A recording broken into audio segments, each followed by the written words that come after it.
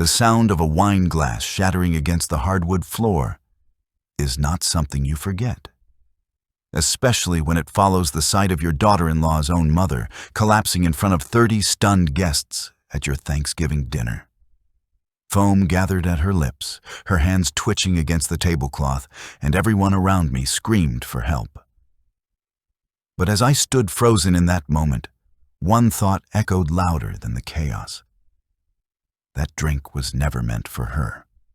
It was meant for me. I had seen my daughter-in-law Claire pouring something into my wine earlier, smiling as if she were doing me a favor. And in that instant, I knew. That is why, just before she pressed the glass into my hand with a smile, I switched it with the one sitting by her mother's purse. Before we continue, please subscribe and share your thoughts in the comments. What would you do if you caught your own family trying to poison you for money? Thanksgiving in my house had always been a noisy affair, the kind where neighbors could hear laughter and arguments through the walls. This year, though, something felt different. Claire, my daughter-in-law, had taken charge of every detail. She arranged the menu, decorated the dining room with pumpkins and gold candles, even polished the old wine glasses I usually had to dust off myself. Claire never showed this kind of effort, not for birthdays or even her own anniversary. Yet here she was, buzzing around my kitchen like a woman hosting a royal banquet. She smiled at me every time our eyes met. But behind that smile, I sensed something rehearsed, something too perfect to be sincere. Daniel, my son, was no better. He had convinced me that this gathering was not just about family tradition, but about celebrating my new chapter.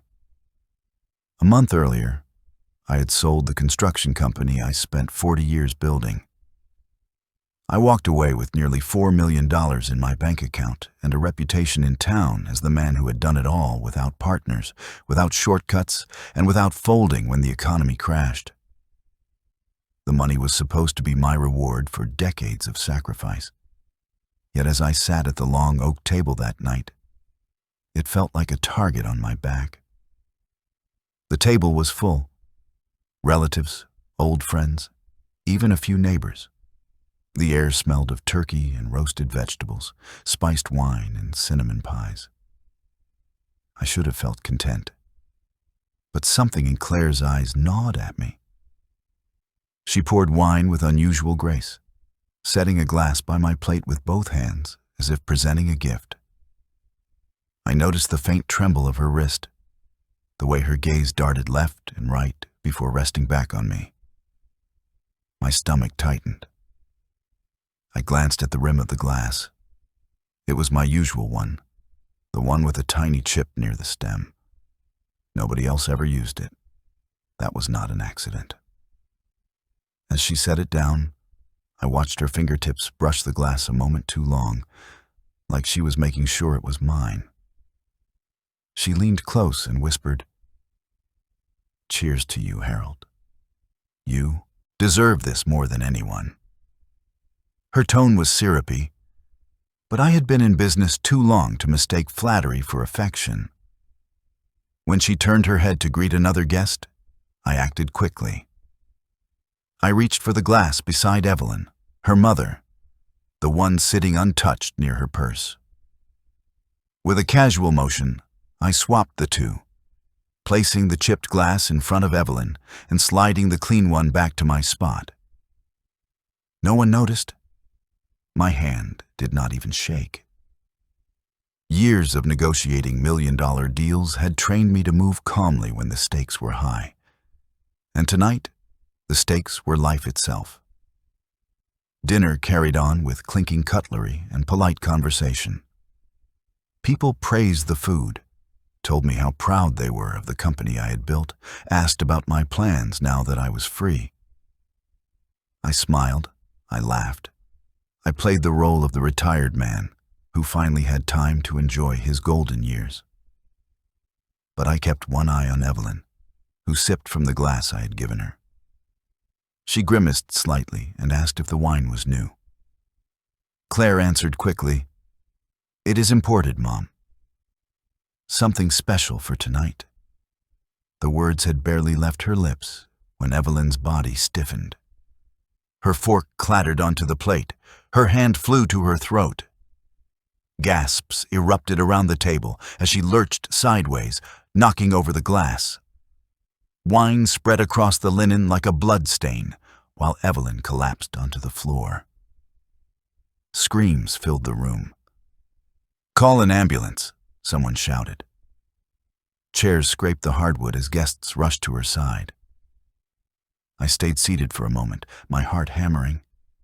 There was no triumph in me, no relief, just a cold realization.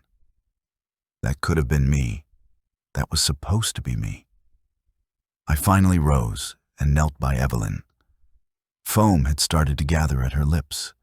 Her body convulsed, her eyes rolling back. Claire shrieked like a woman watching her mother die, clutching her hair and screaming for help. But I had seen too many liars in boardrooms, too many actors in negotiation rooms. Her performance was good, but not good enough. Real panic comes with confusion, with wild eyes searching for answers. Claire's panic was controlled, perfectly placed for everyone watching. The paramedics arrived quickly, carrying equipment and shouting instructions. They worked over Evelyn with practiced urgency, lifting her onto a stretcher, pressing oxygen to her face. Neighbors and friends crowded the doorway as they carried her out, their faces pale with shock. In the middle of the commotion, I looked across the room at Daniel. His face was drawn, but not with the helplessness of a son-in-law watching his wife's mother collapse. It was something else. His eyes flickered toward Claire, a fleeting glance, but enough to confirm my suspicion. He knew. Maybe not the details, maybe not the method, but he knew something had been planned. I felt the weight of 65 years pressing on me as I stood among my guests. My mind was already racing through possibilities, through the kinds of motives that drive people to cross lines they can never uncross. Money, always money. As the sirens faded and silence crept back into the house, Daniel stepped forward, resting a hand on my shoulder. "Dad, this was terrible. You should not be alone tonight. Let us take you home with us after this. You will be safer." His voice was steady, but I heard the false note beneath it. Safer with them, in their house? My pulse quickened. I forced a smile and nodded, pretending to be the old man grateful for company. Inside, I was already drawing battle lines. The ambulance lights faded into the night as the last of the guests trickled out, leaving behind half-eaten pies and a dining room heavy with silence. My kitchen, once filled with chatter and warmth, now felt like a crime scene. Claire was in the corner, dabbing at her swollen eyes with a tissue, but I noticed how carefully she watched me. Every sob seemed rehearsed, every sniffle too perfectly timed. Daniel hovered near her, a hand on her back, whispering words I could not hear. When Evelyn was wheeled out, one of the paramedics had looked at me strangely, as though weighing whether to ask questions. He had muttered something under his breath about poisoning as he fitted the oxygen mask. The word cut through the noise of the evening and lodged itself in my mind. Poison. My daughter-in-law had tried to poison me, and in her greed, she had sacrificed her own mother. I excused myself from Daniel and Claire's quiet drama and went upstairs, locking the bedroom door. My hands trembled as I leaned against the dresser, staring at the reflection in the mirror. A man of 65, still sharp, still strong, but suddenly made into prey in his own home. I poured a glass of scotch from the bottle I kept hidden in the wardrobe, a habit left over from long nights of business negotiations when a drink helped more than food. The amber liquid steadied me. I had faced unions, rivals, and banks that wanted me bankrupt. I could face this too. My phone buzzed on the nightstand. Daniel's name flashed on the screen. I let it ring twice before answering. "Dad," he said quickly, "Claire and I are heading to the hospital now. They said Mom is stable enough for tests. Do you want to come?" Stable. That was good news, at least for Evelyn, though I doubted she realized how close she had come to dying. "I will follow in my own car," I said. There was a pause, just long enough to betray hesitation.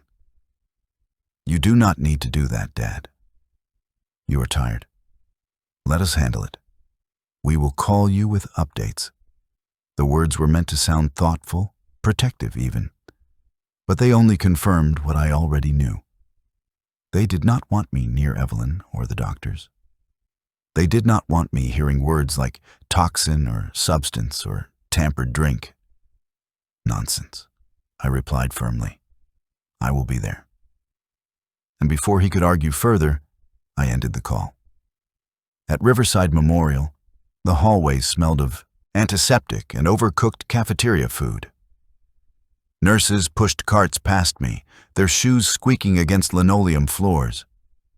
I found Claire pacing near the waiting room window, arms folded, heels clicking in nervous rhythm. Daniel sat stiffly in a plastic chair, his phone buzzing every few minutes. Each time, he glanced at the screen and then slipped it back into his pocket without answering. "Dad," he said, rising to greet me, "you did not need to come." "Of course I did," I said, lowering myself into a chair opposite him. "Evelyn is practically family." Claire gave a hollow laugh, brushing imaginary dust from her skirt. "Poor Mom." She just collapsed. Can you believe it? One moment she was fine, and the next she was on the floor. It must have been her blood pressure. I studied her carefully. Her voice was lined with false concern, but the way she avoided looking directly at me told a different story. "The doctor will know soon enough," I said. As if summoned, a young physician in a white coat appeared in the doorway. "Family of Evelyn Harris?" Claire rushed forward. "That is me. I am her daughter."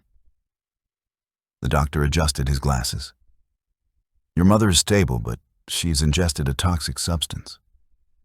We're still running tests, but preliminary signs point to plant alkaloids." Claire froze. Her mouth opened, then shut again. Toxic substance? From what? She only ate the same food as everyone else. The doctor nodded slowly. "Possibly from a drink." "Did she have wine?" "Yes," Claire admitted reluctantly. "She mentioned a bitter taste." "We're keeping her overnight for observation." I folded my arms, pretending to be puzzled. "Strange. I thought the wine tasted fine." "Maybe she is sensitive." Claire turned to me sharply, her eyes wide. "Wine? You think the wine caused this?" "Oh, I doubt it," I said lightly. "Just an old man guessing at patterns." I am sure the doctors will find the truth. But the color had drained from her face. She turned back to the doctor, asking more questions, her voice slightly too high. Daniel watched the exchange silently, his jaw tightening, his phone buzzing again. He ignored it. 3 hours later, Evelyn was declared out of danger, but sedated. Visiting was not allowed until the next day. We walked out into the parking lot, the air damp with mist. Daniel put a hand on my arm. "Dad, why do you not stay with us tonight? You should not be alone after all this." The suggestion made my chest tighten. I pictured myself under their roof, perhaps offered a warm drink before bed, something laced and final. My mind replayed Evelyn gasping for breath on my kitchen floor. "That is kind," I said, "but unnecessary. I have a security system now. I will be fine." Daniel pressed his lips together, then nodded. "If you're sure." As I walked to my car, I glanced back and saw them standing together under the street lamp, speaking in hushed tones. Claire gestured sharply, her hands slicing the air. Daniel tried to calm her, but his shoulders were tense. Their whispers carried no sound, but I did not need to hear the words. Their plan had failed tonight, and already they were scrambling for the next one. Back at home, the house was eerily quiet. Plates sat abandoned on the table, wine stains spreading across the linen, the turkey carcass already dry. I poured myself another glass of scotch and sat in my office, replaying every detail of the evening. Evelyn's bitter remark about the wine, Claire's darting eyes, Daniel's hesitation when I said I would follow them to the hospital. I thought of the money I had handed them over the years, down payments, tuition for Sophie, bailouts for Daniel's failing firm, nearly $200,000 in gifts. They never considered gifts. And now, with my fortune sitting fat in the bank, I could almost hear Claire whispering in Daniel's ear. Why wait? The phone rang at 7:30 the next morning. Claire's voice was soft, trembling with practiced worry. Harold, I could not sleep. I kept thinking about you. Are you sure you feel all right? You did not feel dizzy after the dinner? I let the silence hang just long enough to make her shift uncomfortably. No, dear, I said finally. I feel fine. She exhaled sharply. The doctors think Mom just reacted to something she ate. They say she should go home today. That is a relief, I said evenly, though my chest tightened.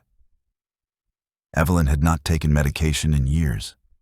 She measured her vitamins like a general commanding troops. Claire's explanation was nonsense, designed to shut down questions. After we hung up, I walked into the kitchen. The half-empty wine bottle from last night sat on the counter, looking innocent, almost cheerful in the morning light. I stared at it for a long moment. Proof. I did not need it for myself. I had seen enough. But proof would be useful later. The doorbell rang. Daniel stood on my porch, holding a white box of pastries from my favorite bakery. He smiled like the dutiful son, but his eyes were clouded with something darker. Thought you might like breakfast, he said. I stepped aside and let him in, the weight of years pressing down on me. My son, the boy who once brought me dandelions for the table, now standing in my kitchen as a man who had allowed greed to corrode his soul. He set the pastry box down with exaggerated care, as though sugar-dusted croissants could erase the poison in the air between us. I brewed coffee in silence, listening to the gurgle of the machine while Daniel busied himself arranging pastries on a plate, pretending this was any other morning.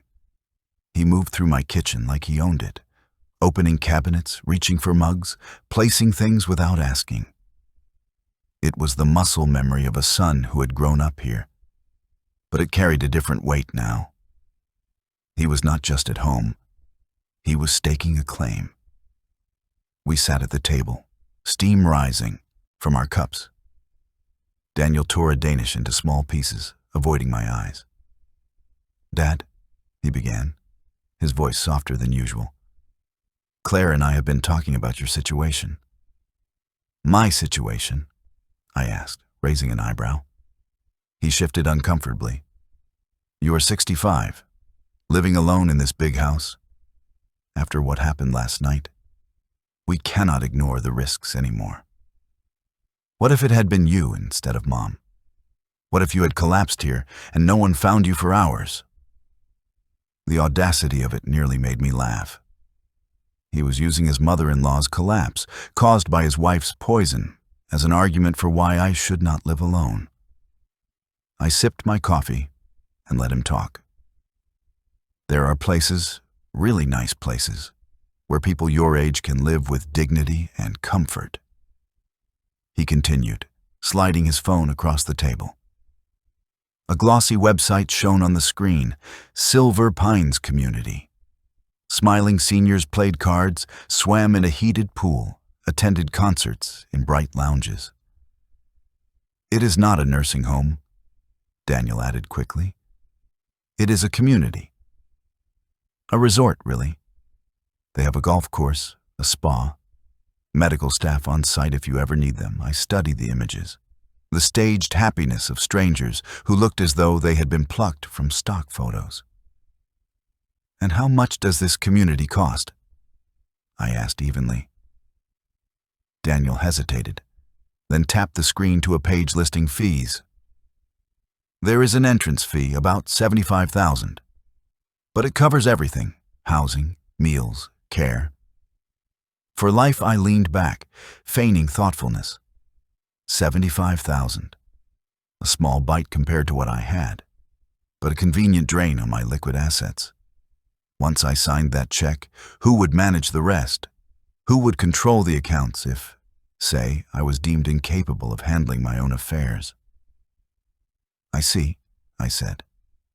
And how quickly would I need to decide? There is usually a waiting list, he said smoothly, but they have an opening now. If you pay soon, you can move in right away. It would give all of us peace of mind. He tried to sound sincere, but his eagerness betrayed him. Claire's words were in his mouth. I could hear her rehearsing the lines, feeding them into him like scripts. That is something to consider, I said mildly, tearing off a piece of pastry and placing it on my tongue. It tasted sweet, but I felt only bitterness. Daniel leaned forward, eyes hopeful. We could help with the paperwork. It can be overwhelming, but Claire has already looked into it. They require some forms, financial disclosures, a power of attorney for emergencies. There it was. The phrase slid from his lips like an afterthought, but it was the real goal. Power of attorney. A document that would hand him control over my bank accounts, investments, my entire life. I let the silence stretch. I wanted to see him sweat, to hear the faint tremor in his breathing. He mistook my pause for hesitation. Dad, we just want to make sure you are safe, he said. You worked your whole life for this. You deserve to enjoy it without worry. I appreciate that, son, I said slowly. It is a big decision. I will need some time. His shoulders relaxed, relief washing over him. He thought he had planted the seed. He thought I was pliable. We finished breakfast in brittle silence. Daniel left the pastries behind like a peace offering, kissed my cheek, and promised to check in later. As the door shut behind him, I stood in the kitchen staring at the pastries, their sugar sparkling in the morning light. Gifts always come with strings, I thought. Always. The phone rang an hour later. Claire. Her voice dripped with concern. Harold, I have been thinking about you all morning. Are you sure you feel well? You did not feel dizzy after dinner, did you? The question was too pointed, too eager. She was fishing. No, I said flatly. I feel fine. She sighed dramatically. Thank goodness. I would never forgive myself if something had happened.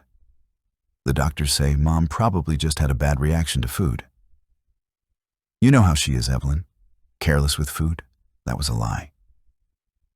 Evelyn measured her meals, logged her vitamins, and followed a stricter diet than anyone I knew. Claire was covering her tracks, shutting down suspicion before it could spread. Well, I am glad she's better, I said. Please give her my regards. When I hung up, I walked to the kitchen counter. The bottle of wine from last night still sat there, 3/4 full. Its label was cheerful, a vineyard sketching hills and sunshine. I picked it up, weighed it in my hand. This was the weapon she had used against me. Proof, evidence. My eyes narrowed. I did not need confirmation for myself, but there might come a time when others would. That night, I sat at my desk, with a notepad. I wrote down every dollar I had given Daniel and Claire over the years. The down payment on their house, the tuition payments, the constant loans that were never repaid. $200,000 in total. Money meant to help, money given in love, money now turned into expectation. Perhaps in their minds, it was not generosity. Perhaps they saw it as a down payment on the inheritance they wanted now rather than later. Sleep came late, restless and shallow. I woke before dawn with a decision forming in my mind. If they wanted me to sign away my freedom, I would play along. I would let them think I was pliant, that I was ready to surrender to their plan. But before I signed anything, before I handed them control of my life, I would seek counsel from someone I trusted absolutely.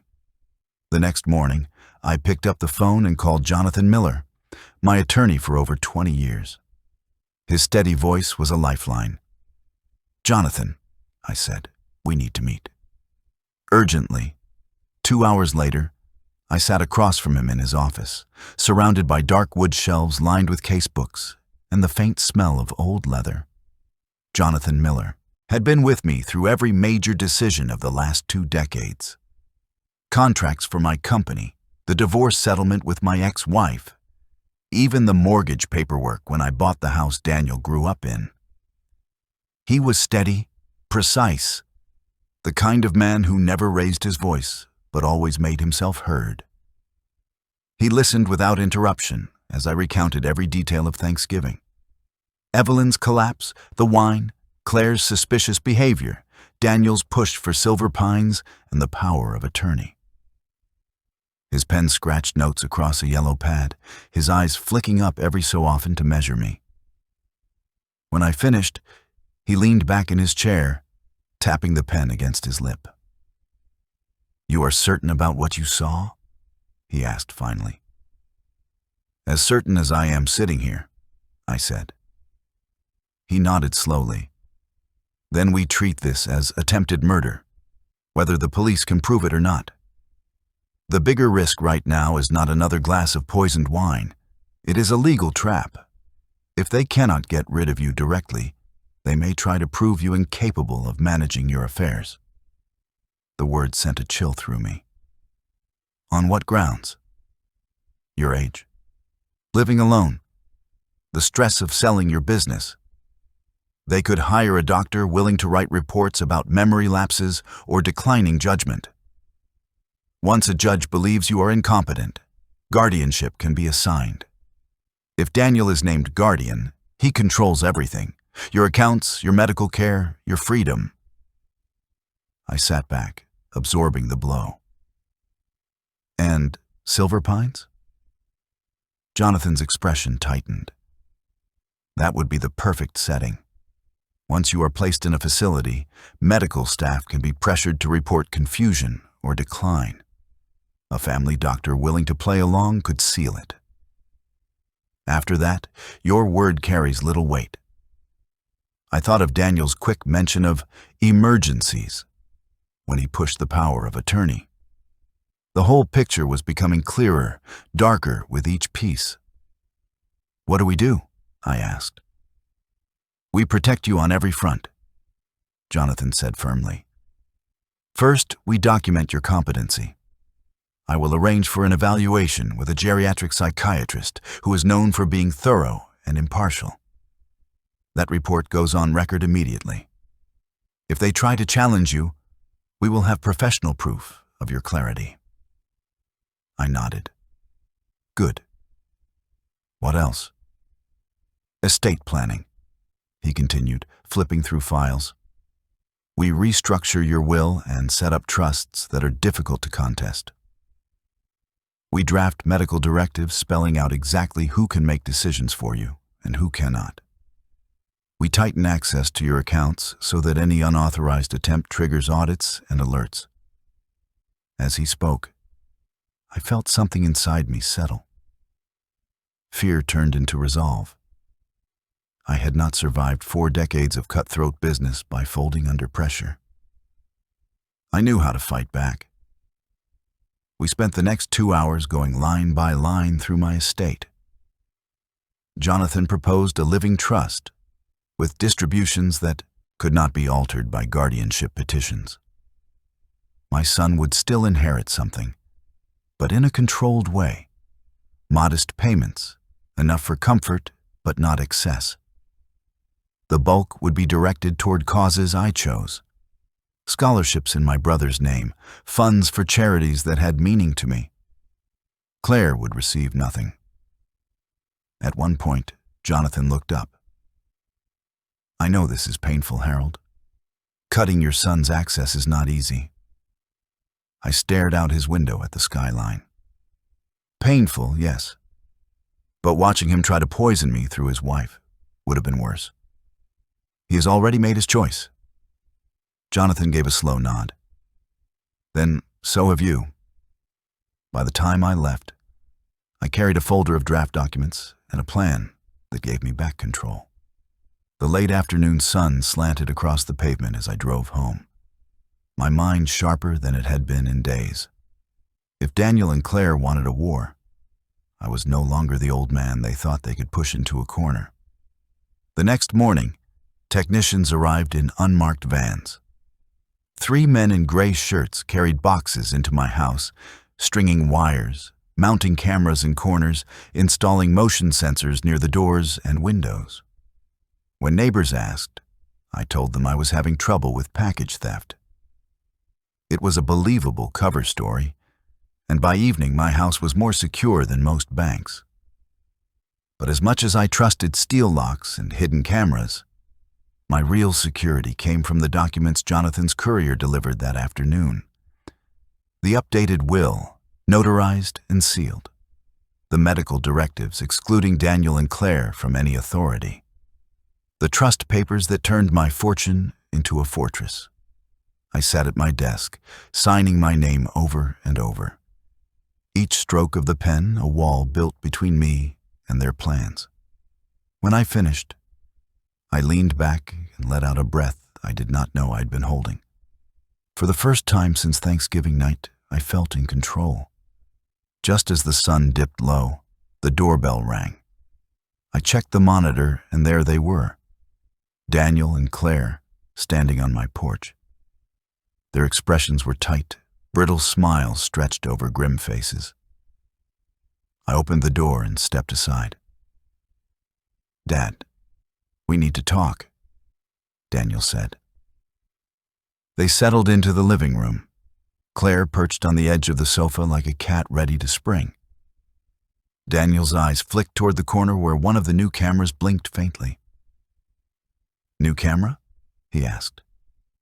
"Package theft," I said mildly. "You can never be too careful." Claire cleared her throat. "Harold, we feel terrible about what happened with Mom. If something we brought caused it, I do not know how we will live with ourselves." Her voice cracked in all the right places, but I noticed her knuckles whiten as she clutched a tissue. She had rehearsed this. "I am sure it was nothing you brought," I said evenly. "But what if it was?" Daniel leaned forward. "What if the champagne or the food was tainted somehow? Dad, I would never forgive myself if you were in danger because of us." The words were bait, carefully dangled. They wanted me to express fear, to admit I felt unsafe, to agree I should be in their care. "The thing is," Claire said quickly, "we think it would be better if you stayed with us for a while. Just until things settle. Just until we know you are safe." I let the silence draw out, watching them. Daniel looked genuinely earnest, the way he had looked as a boy begging me for a new baseball glove. But the man in front of me was not that boy. He was a husband in debt, a father desperate for money, a son who had let greed whisper into his ear until it drowned everything else out. Claire looked brittle, her eyes sharp even behind the mask of tears. "How thoughtful," I said finally. "But I am perfectly safe here." Her voice hardened, the sweetness cracking. Are you really? You are 65, Harold, living alone in this big house. What if you fall? What if you have a heart attack? Anything could happen, I smiled faintly. You are absolutely right. Anything could happen at my age. It is why I spent the day updating my will. The room froze. The air itself seemed to thin. Claire's tissue dropped into her lap. Daniel's face went pale. Your will? Claire asked, her voice flat. Oh yes, I said casually. A brush with mortality makes you realize how outdated your paperwork is. It was long overdue. They sat in stunned silence, the weight of those words settling between us. I did not tell them the details yet. Not about the trust, not about the medical directives, not about how their carefully laid plans had already crumbled. That would come later. For now, the silence was enough. I could practically hear their minds racing, recalculating, scrambling for a way to salvage the future they thought was theirs. I closed the door behind them and let the silence linger in my house like a heavy fog. Their performance had been convincing to anyone else. Tears, concern, offers of care. But not to me. I had built a company by reading men's faces across negotiation tables, by knowing when someone was bluffing, by smelling desperation even when it was dressed up as confidence. Daniel and Claire were bluffing, and their desperation was starting to stink. That night, I sat in my office with the documents Jonathan had prepared spread across my desk. My will was a fortress, my trust ironclad. But something gnawed at me. Legal protections were good, but I needed information. The enemy's strategy, their weaknesses, their secrets. In business, you never fought blind. Why should family be any different? So I reached for the phone and dialed a number I had not used in years. Patricia Davis answered on the second ring. Her voice was the same, smooth, professional, with an edge of curiosity. Harold Anderson. It has been a long time. Too long, I said. Patricia, I need your help. Personal this time, not corporate personal. She paused. That usually means messy. What do you need? I need to know everything about my son's finances. And his wife's. Bank accounts, loans, credit cards, investments, insurance. Everything. Leave nothing out. There was a beat of silence. Are you sure? Family matters can be uncomfortable. I finished for her. Yes, I am sure, she exhaled softly. Give me 48 hours. The line clicked dead, leaving me alone with the faint hum of the security cameras and the weight of what I had set in motion. 2 days. 2 days until I knew the truth. Those 2 days stretched like weeks. Daniel called twice, his tone cheerful but strained. Claire texted me once, asking if I had thought more about Silver Pines. I ignored her message. At night, I sat by the window with a drink, watching the street. I had cameras now, alarms. But still I checked every car that passed, every shadow that lingered. It is not paranoia when the threat is real. On the third morning, my doorbell rang. Patricia stood there, her tailored coat still damp from the rain, a leather folder tucked under her arm. She stepped inside, glanced at the blinking camera in the hallway, and arched an eyebrow. You were not exaggerating. Not this time, I said. Tell me. She opened the folder on my dining table. Pages of reports, bank statements, and credit records spilled across the wood. She tapped the first sheet. Daniel's firm has been operating at a loss for 2 years. He has refinanced their house 3 times and maxed out a home equity line. They owe nearly $90,000 in credit card debt. I clenched my jaw. How have they been paying? By shuffling. Credit cards to pay other credit cards. Minimum payments. The classic slow bleed of financial desperation, she slid another paper forward. There is more. Daniel took out a personal loan in your name last year, forged signature. Small enough not to raise immediate red flags, 10,000, but enough to buy him time. My fists curled against the table. Forging my name, using my credit like a lifeline. The boy who once begged me for quarters at the arcade had become a man willing to commit fraud against his own father. And Claire?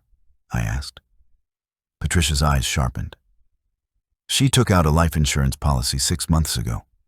On you, the room tilted. On me? Yes, $500,000. She listed herself as beneficiary, claimed insurable interest as daughter-in-law and caregiver. The insurance company approved it, assuming Daniel was the real beneficiary. A chill settled in my bones. Poison in my glass. Now a policy to profit from my death. They had been planning this for months, not days. Patricia turned another page. And one more thing. Daniel has been making regular payments to a doctor. Richard Allen, geriatric specialist. My stomach dropped. For what? Consultations. Small amounts, recurring. Started 3 months ago. I did not need her to say it. The pieces clicked into place.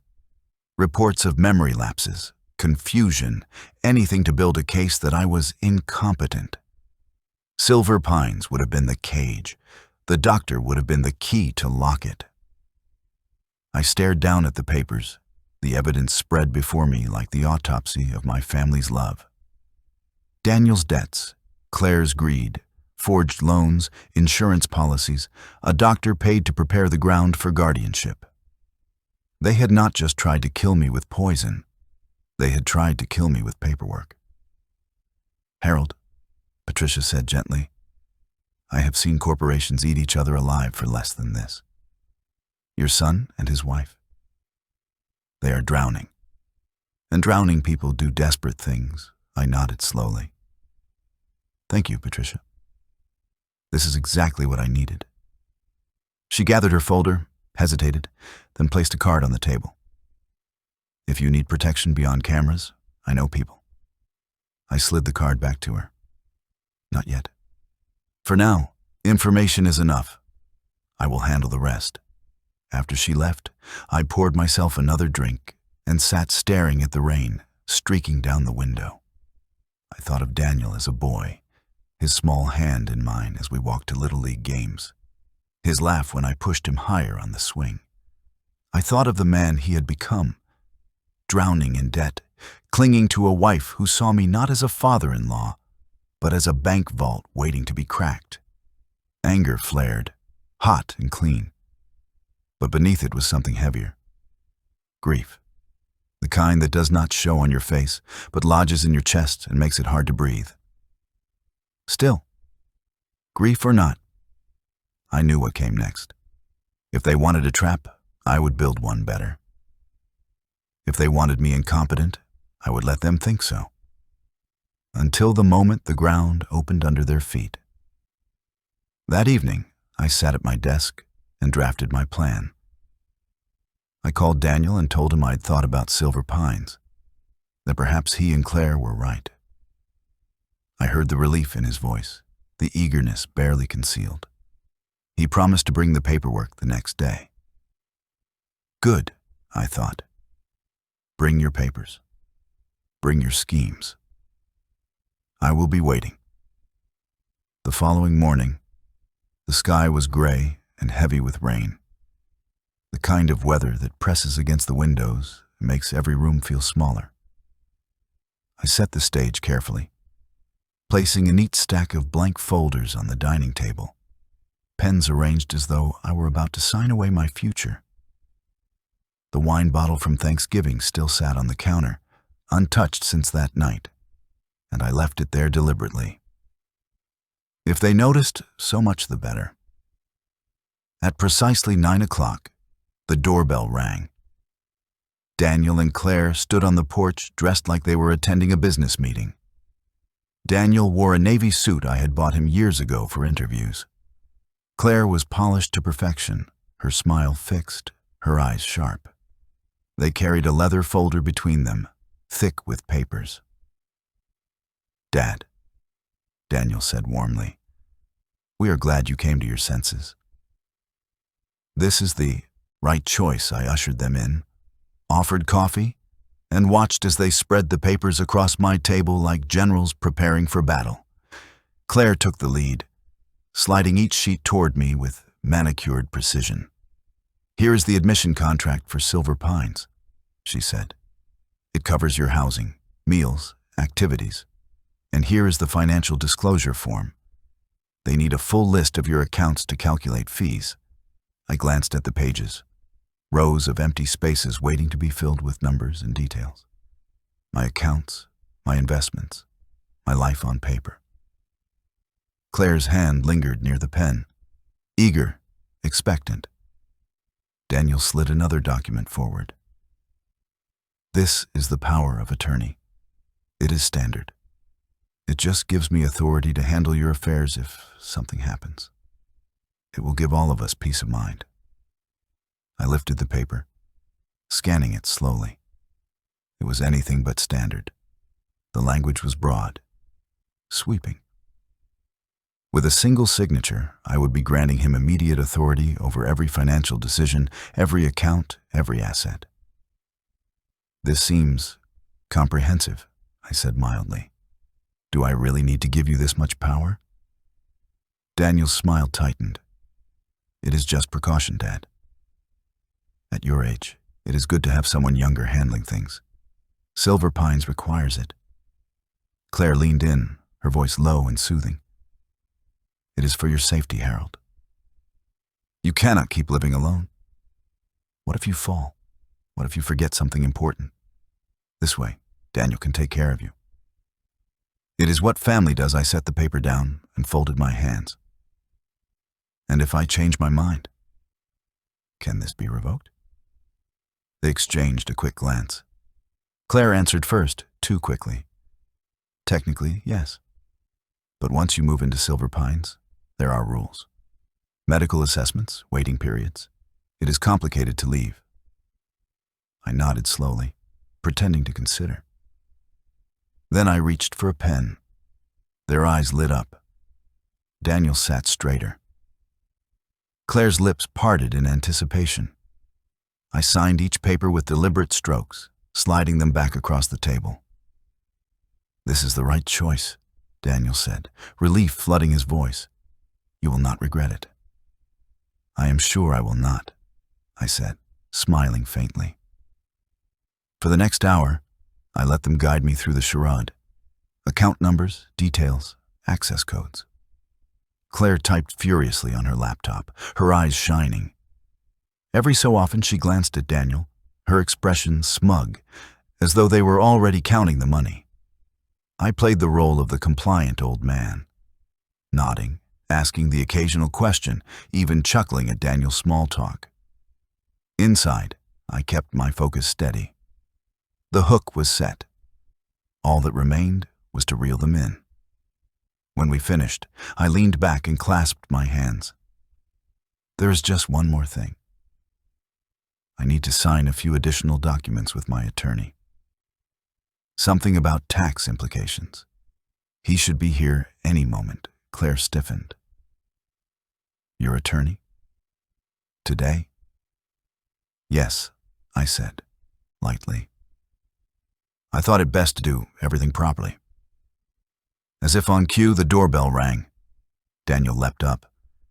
"We can take you to his office instead, Dad." No need to trouble him. But I was already walking to the door. When I opened it, Jonathan stood there, rain dripping from his coat. Beside him was a woman in plain clothes and a man with a badge clipped to his belt. Jonathan stepped in calmly, but the detectives entered with purpose. "Mr. Anderson," the woman said. "Detective Sanders, Riverside Police Department. We need to speak with you regarding the incident at your Thanksgiving dinner behind me." I heard Claire's sharp intake of breath. Daniel muttered, "What incident?" Detective Sanders glanced at her notes. The hospital toxicology report from Evelyn Harris confirmed she ingested a concentrated amount of oleander extract. That is not medication. That is poison. The room fell silent. Claire's face drained of color. Daniel's jaw went slack. We also tested the remaining wine from that night, Sanders continued. The bottle contained the same extract. Someone deliberately poisoned it. The glass with the highest concentration was originally set at Mr. Anderson's place. Claire staggered back, her hand flying to her mouth. That is insane. Why would I poison my own mother? Detective Sanders's gaze was steady. That is what we are trying to understand. But the glass was prepared specifically for Harold Anderson. Your mother drank it only because of circumstance. Daniel turned to Claire, horror dawning across his face. Claire, what did you do?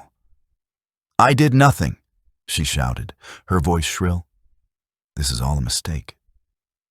Harold, tell them. Tell them I would never. I rose slowly, meeting her eyes. I saw you, Claire. I saw you pour something into my wine glass. I switched it when you were not looking. Evelyn drank what you meant for me. Her mouth opened, but no words came. Daniel sank into a chair, his hands clutching his hair.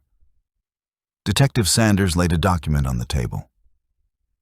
There is also a $500,000 life insurance policy on Mr. Anderson, taken out 6 months ago. You are listed as beneficiary, Mrs. Harris. That gives you motive. Claire's face twisted, rage replacing fear. You think you are clever, Harold? You think you can destroy us? The detective stepped forward. Claire Harris, you are under arrest for attempted murder. She signaled to her partner, who pulled handcuffs from his belt. Claire struggled, shouting Daniel's name, but the cuffs clicked shut. Daniel sat frozen, staring at the signed papers scattered across the table. Dad, he whispered. I did not know. I swear I did not know about the poison, but I said nothing. My silence weighed heavier than words.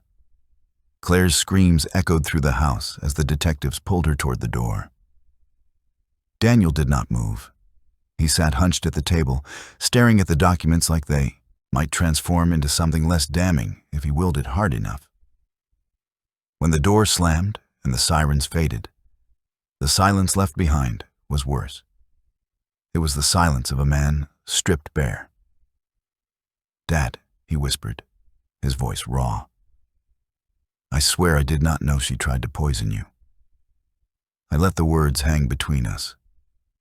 He looked younger in that moment, like the boy who used to stand outside my office door, afraid to admit he had broken something. But the stakes were different now. The thing he had broken was trust, and there was no glue in the world to fix it. You knew enough, I said finally. You knew about Silver Pines. You knew about the power of attorney. You knew about trying to convince me I was too old to live on my own. He ran a hand through his hair, the same nervous gesture he had used since he was a teenager. That was Claire. She said it was just to keep you safe. She said we needed to plan for the future. And the forged loan in my name? I asked quietly. Daniel's head jerked up. His mouth opened and closed. How? How do you know about that? I know everything, I said. Patricia Davis. She found it all. The debt, the credit cards, the house refinances, the payments to Dr. Allen, the geriatric specialist you have been paying to build a case against me. His face drained of color. That was Claire. She said. I cut him off with a sharp gesture. Do not insult me with excuses. You were part of it. You may not have poured poison into my glass, but you stood by while your wife tried to destroy me. You wanted me out of the way. Do not deny it. Tears welled in his eyes. but I felt nothing. No pity, no warmth. Only the cold clarity of a man who had finally seen the truth of his own blood.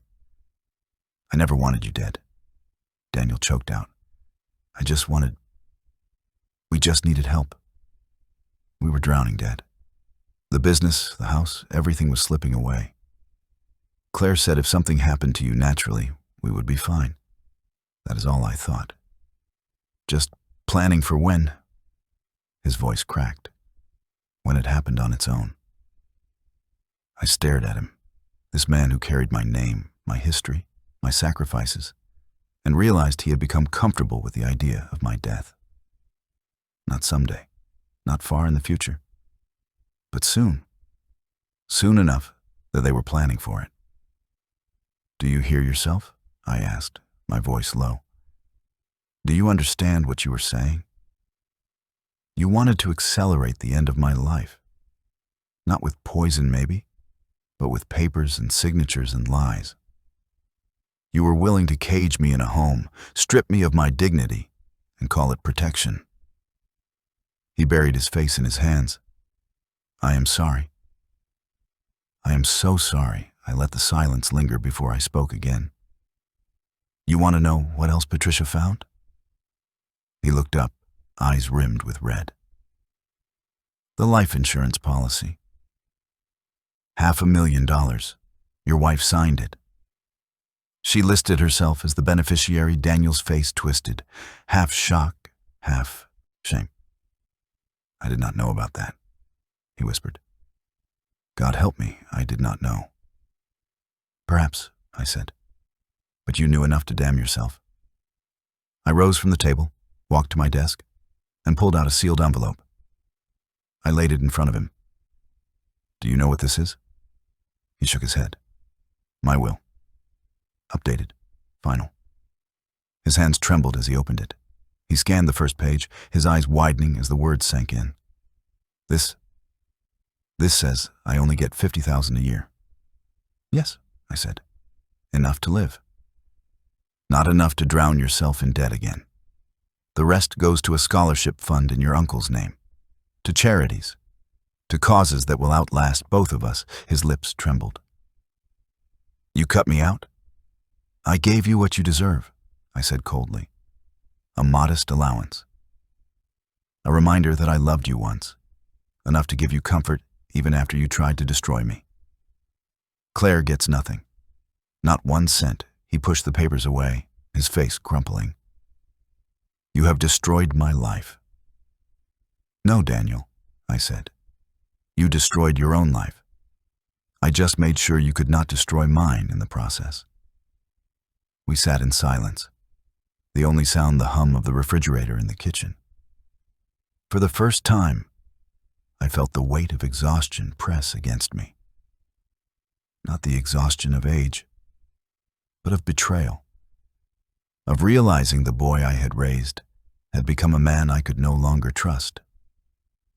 3 months later, the courtroom was packed when Claire was sentenced. 15 years for attempted murder. Daniel, after a plea bargain, received 3 years for conspiracy and fraud. I sat in the gallery, listening to the gavel fall, and felt no triumph. Only a hollow kind of justice. That night, Sophie called me, 16 years old, her voice trembling. Grandpa, I am so sorry. I had no idea they were planning all that. I know, sweetheart, I said gently. None of this is your fault. Can I come stay with you this summer? I do not want to be with them when they come back. My throat tightened. I would love that, I said. More than anything. Weeks passed. Evelyn recovered, though our conversations were always edged with sorrow.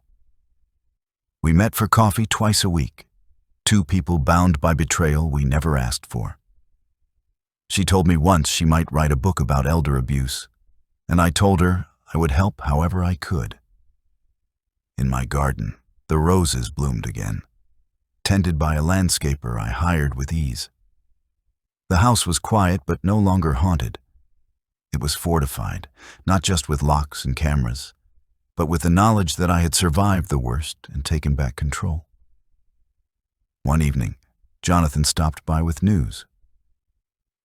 The insurance company voided Claire's policy, he said, handing me papers, and Daniel's creditors have seized his house. They are asking if you want to buy it back. I shook my head. Let someone else have it. Someone who pays their bills honestly. Jonathan smiled faintly. Then I will finalize the trust documents. Your money is untouchable now. If anyone tries to have you declared incompetent, it automatically transfers to charity. Good, I said. That is exactly how I want it. Later that night, Sophie texted me. Grandpa, I got into Harvard Law. Just like you suggested. I cannot wait to tell you everything when I visit.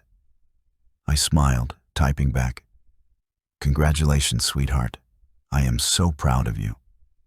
For the first time in months, I felt something close to peace. Claire was gone, Daniel was paying his dues, and Sophie had a future brighter than both of them deserved. The money they had tried to steal would build legacies beyond their reach. I began this story with a poisoned glass of wine, but it was never really about the drink. It was about what it revealed. Age is not weakness. Greed is not strength. And underestimating me was the most expensive mistake they ever made. If you liked this story, subscribe and tell us about your thoughts in the comments. To hear the next one, click on the box on the screen.